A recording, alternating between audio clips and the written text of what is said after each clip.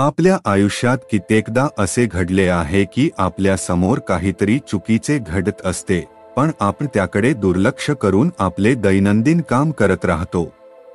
आपण सर्वांनी हे आपल्या जीवनात कधी ना कधी केलेलेच असेल. आपण कधी विचार केला आहे की जर आपणच अशा परिस्थितीत सापडलो आणि इतरांनी आपल्याकडे दुर्लक्ष केले तर आपल्याला कसे वाटेल? सत्य बोलण्यास आणि अन्यायाविरोधात लढण्यास मोठी हिम्मत लागते, पण ती हिम्मत आपण गोळा करू शकतो का? आजच्या बौद्ध कथेतून आपण शिकणार आहोत की परिस्थिती कितीही कठीण असली तरी सत्याची साथ देणे आणि अन्यायाला विरोध करणे किती महत्त्वाचे असते. एका गावात एक युवक राहायचा. तो अतिशय प्रामाणिक, साधा आणि मनाने सरळ होता. तो कधी कोणाशी भांडत नसे, कोणालाही अपशब्द बोलत नसे आणि गरजू लोकांना मदत करत असे. पण तरीही काही लोक त्याला टोमणे मारत, हिणवत आणि मूर्ख समजत. यावरही तो हसून तेथून निघून जायचा. तो एका श्रीमंत व्यापाऱ्यासाठी काम करत असे. त्याचा मालक त्याला फार कमी वेतन देत असे, पण तरीही युवकाने कधीच तक्रार केली नाही. तो आनंदाने त्याच्या सर्व आज्ञांचे पालन करत असे आणि त्याच्या कल्याणासाठी मनापासून काम करत असे. लोक त्याच्या चांगुलपणाचा फायदा घेत, त्याला लुबाडत आणि दुर्बल समजत. तो गरिबीतून बाहेर पडण्यासाठी सुल्लक कामे करून पैसे गोळा करायचा.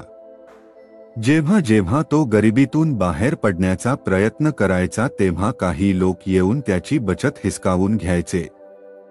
कधीकधी त्याचे काका तर कधीकधी त्याचे जवळचे नातेवाईक त्यांच्या वेदना सांगून त्याच्याकडून एक एक पैसा हिसकावून घ्यायचे आणि तो तरुण काहीही करू शकत नव्हता.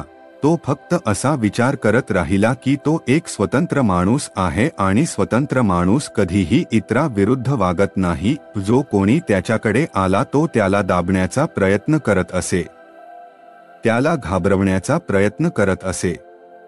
त्याच्या साध्या स्वभावामुळे लोक त्याला वेडा म्हणायचे आणि काही जण असेही म्हणायचे की तो आयुष्यात कधीही काहीही करू शकणार नाही. ही एक अतिशय साधी गोष्ट आहे आणि आजच्या काळात इतका साधा असणे आश्चर्यकारक नाही. तो तरुण गरीब होता, पण त्याला कधीही कोणत्याही समस्येचा सामना करावा लागला नाही.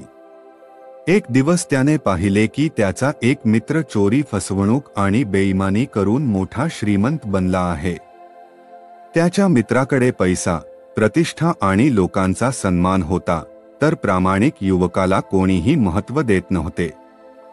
तो मनात विचार करू लागला, मी नेहमी चांगले वागत आहे, तरीही माझे जीवन दुःखाने भरले आहे. याउलट जे चुकीचे वागतात त्यांना यश आणि सुख मिळते. मग मी देखील वाईटाचा मार्ग स्वीकारावा का? एके दिवशी तो आपल्या मालकाच्या घरात काम करत असताना एक महागडी वस्तू त्याच्या हातून पडून तुटली. मालक क्रोधित झाला आणि त्याला शिवीगाळ करत मारहाण केली. त्याने युवकाला 1 वर्ष विनामूल्य काम करण्याची शिक्षा दिली. युवक अत्यंत दुःखी झाला आणि रडत घरी परत निघाला. रस्त्यात त्याला एक बौद्ध भिक्षू भेटले. त्यांनी युवकाची अवस्था पाहून त्याला थांबवले आणि औषधी वनस्पती लावून त्याच्या जखमांवर मलमपट्टी केली. युवकाने त्यांना विचारले, भंते, चांगल्या लोकांसोबत नेहमीच वाईट का घडते? मी नेहमीच प्रामाणिक राहिलो, पण माझे जीवन नेहमी दुःखाने भरले आहे. याउलट चुकीच्या मार्गाने जाणारे लोक सुखी आणि यशस्वी का असतात? भिक्षूंनी उत्तर दिले, मुला, प्रत्येकाच्या कर्मांचे फळ ठरलेले असते. ज्याचे कर्म चांगले आहे त्याला चांगले फळ मिळेल आणि ज्याचे कर्म वाईट आहे त्याला त्याच्या कर्माचा दुष्परिणाम भोगावा लागेल. युवकाने उत्तर दिले, पण मला असे का वाटते की सत्याचा मार्ग चुकीचा आहे? मी कधीही वाईट कर्म केले नाही, तरीही माझ्यावर एवढे अन्याय का होत आहे?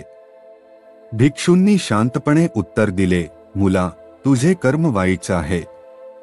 कारण जेव्हा तुझ्यावर अन्याय होतो तेव्हा तू त्याला विरोध करत नाहीस.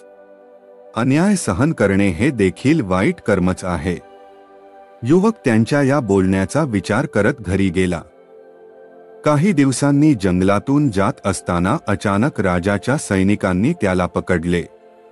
त्याचे डोळे झाकून हात बांधून त्याला एका उंच डोंगराकडे नेण्यात आले. युवक ओरडत होता, माझा गुन्हा काय आहे? मला कुठे नेत आहात? एका सैनिकाने हस्त उत्तर दिले, राजाने एका चोराला मृत्यूदंड दिला होता, पण तो आम्हाला लाच देऊन पळून गेला. राजाला फसवण्यासाठी आम्ही तुला मारण्याचा निर्णय घेतला आहे.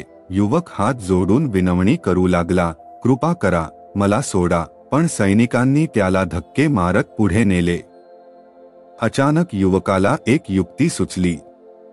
त्याने सैनिकांना सांगितले, तुम्हाला त्या चोराने 1000 सोन्याची नाणी दिली, मी तुम्हाला 10,000 देतो. सैनिक हसले, तुझ्याकडे एवढा पैसा कुठून येणार? युवकाने उत्तर दिले, माझ्याकडे एका गुफेत मोठा खजिना आहे, मला तिथे घेऊन चला. जर खजिना नसेल तर तुम्ही मला इथेच मारू शकता. सैनिकांना हा प्रस्ताव पटला आणि ते त्याला घेऊन त्या गुफेत गेले. युवक गुफेत आत घुसला आणि त्यांना भुलवून बाहेर पडला.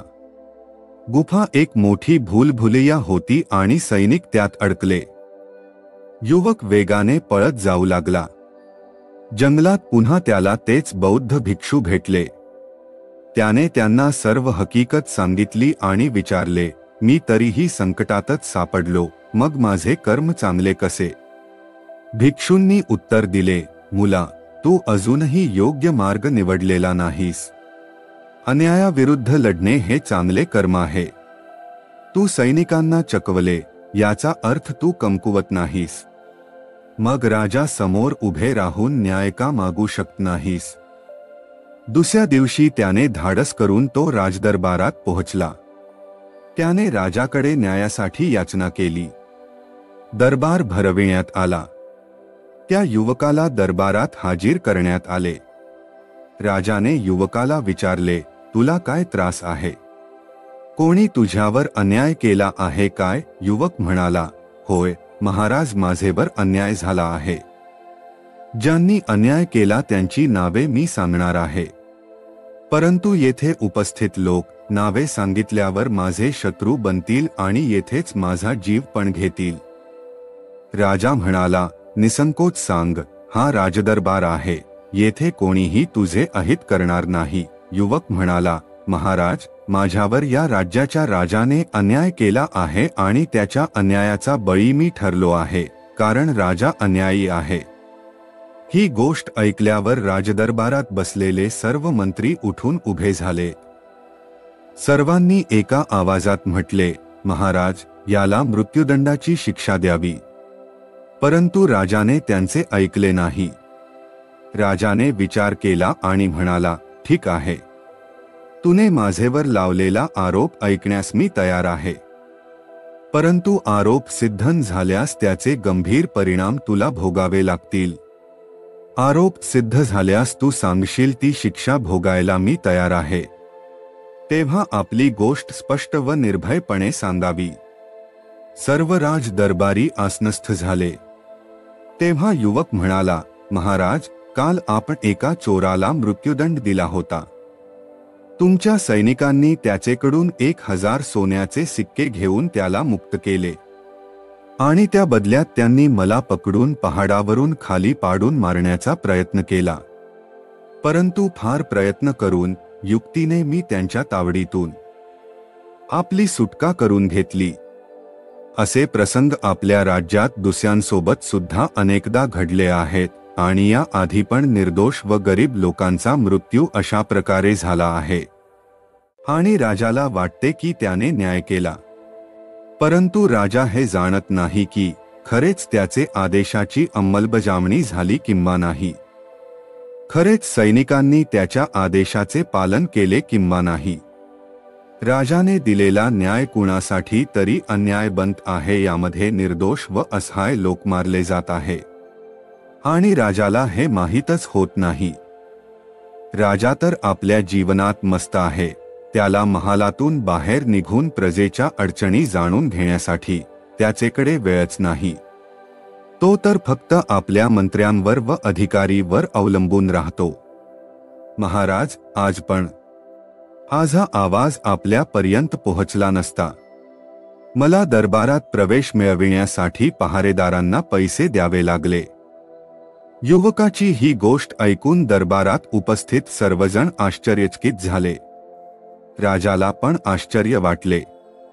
त्याने मंत्र्याला आदेश दिला, योग्य तपास करून तपशील मला सांगावा. मंत्र्याने गुप्तचरांना त्वरित तपास करण्यास सांगितले. गुप्तचरांनी तपासांती आपले निष्कर्ष मंत्र्याला सांगितले. मंत्री राजाला म्हणाला, महाराज, युवक खरे बोलत आहे. त्याची बाजू 100% सत्य आहे. ज्या चोराला काल मृत्युदंड दिला होता तो बाहेर दिसला असता आम्ही त्याला पकडले. त्याने कबूल केले की त्याने सैनिकाला पैसे देऊन आपली सुटका करून घेतली होती. ज्या सैनिकांनी लाच घेतली त्यांना पण पकडण्यात आले आहे. राजाचे आदेशानुसार त्या सर्व दोषींना राजदरबारात हजर करण्यात आले. राजाने सर्व दोषी शिपायांना नोकरीतून काढून टाकले आणि त्यांना 6 महिन्याची तुरुंगवासाची शिक्षा देण्यात आली. तेव्हा राजा युवकाला म्हणाला, मी तुझा अपराधी आहे. तुझी शिक्षा देशील त्याचा मी स्वीकार करीन. यावर युवक म्हणाला, महाराज, आपण या राज्याचे राजा आहात. शिक्षा तर आपणच देऊ शकता. मी तर फक्त विनंती करू शकतो. माझी आपणास एकच विनंती आहे की राजाला आपल्या प्रजेची काळजी घ्यायला हवी.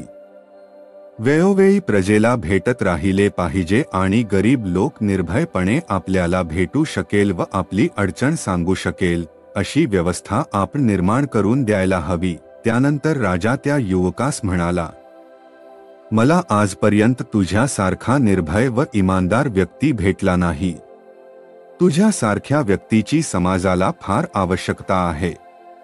युवकाने धैर्य दाखवले म्हणून राजाने त्याला मंत्रीपद देऊन त्याचा मोठा सन्मान केला. ही कथा आपल्याला शिकवते की चांगुलपणा म्हणजे फक्त शांत राहणे नव्हे तर अन्यायाविरुद्ध आवाज उठवणेही गरजेचे आहे. आपण सहनशीलतेच्या नावाखाली अन्याय सहन करू लागलो तर समाजात फक्त चुकीचे लोकच पुढे जातील. म्हणून सत्यासाठी उभे राहा. अन्यायाला विरोध करा आणि न्याय मिळेपर्यंत संघर्ष करा.